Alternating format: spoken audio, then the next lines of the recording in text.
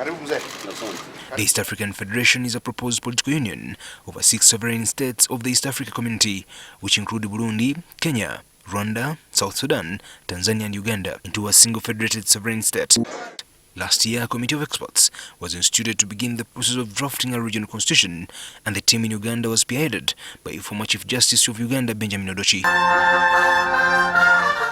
On Friday, at the close of the 20th Ordinary Summit of the East African Heads of State in Arusha, a resolution was passed and President Yoweri Museveni was appointed as the overseer of the political federation process. First, the President gave a directive to the ministers, that's the Council of Ministers, to ensure that the federation is realized by 2022. And this means that between 2018 to 2019, the partner states had to appoint the constitutional experts who are going to work out the draft for the federation. The resolution intends to ensure the vision of the East African Federation is achieved before the year 2024. Confederation is a system that is going to bring a system that will have steps under which the federation will be achieved. And this should begin by 2022, we should have the constitution. 2023, we should have what we call the consulting the community, all the people within East Africa. And by 2024, we should now go the confederation. However, despite what appears to be many steps being taken in the direction of the federation, there are those who say the whole project lacks guidance and it is unachievable. Region, because if you look at the region, all the different countries have different political orders. In Uganda, we have a man who has been in office for over 30 years and he seems not to be going anywhere. In Tanzania, they're often changing their leaders.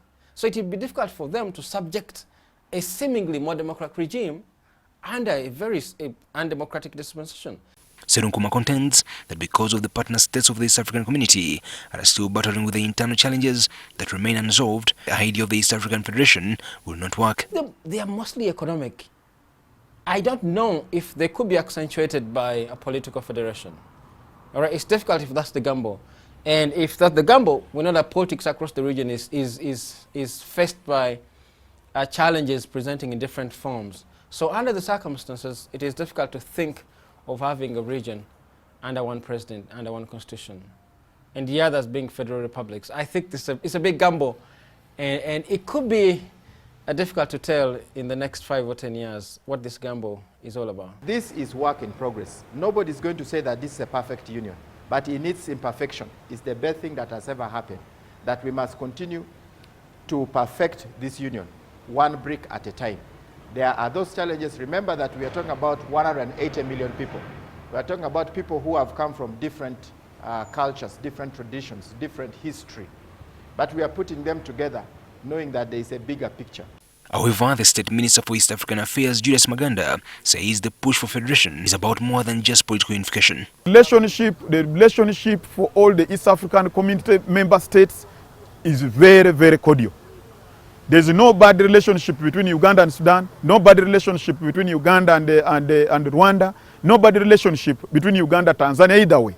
The problem is there will always be a few issues that can emerge between the partner states, but that one is being solved at bilateral level.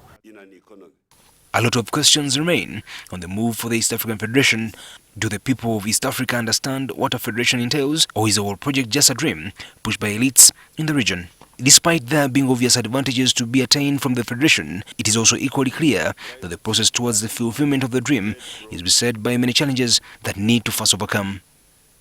Ivan Chimuchigozi, NTV.